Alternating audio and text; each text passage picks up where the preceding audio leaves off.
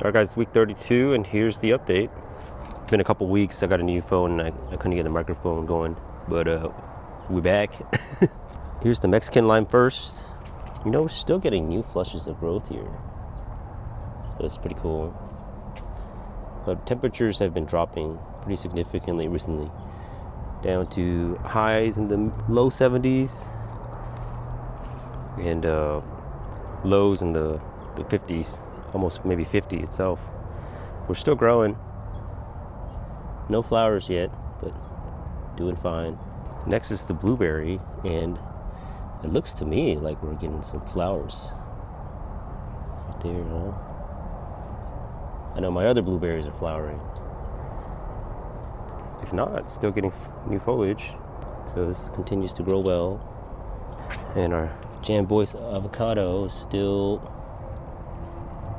growing, pushing new growth. Apical bud is still growing, and some side branching. This stake is not really doing anything at this point, so we do have a nice trunk on it. Here's the unknown Pastiliere or Fig, growing massively. Still putting out fruit, but no chance of pollination now. So definitely not the best variety for me, my area, because the wasp is just not around enough.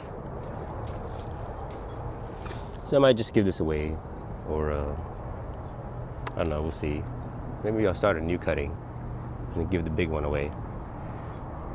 Running out of space in the yard and I can't have something that doesn't produce. All right, that's the update. It's 32 weeks, and next week we're gonna wrap this up. I'm just gonna see I'm gonna show how everything has been growing and check out the roots and just do a little, we'll do like a little time lapse or something of growth from each week. All right, thank you.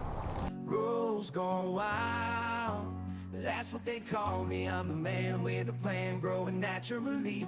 From the dirt to the table, it's a beautiful sight. Yeah, grow's gone wild, we're living it right.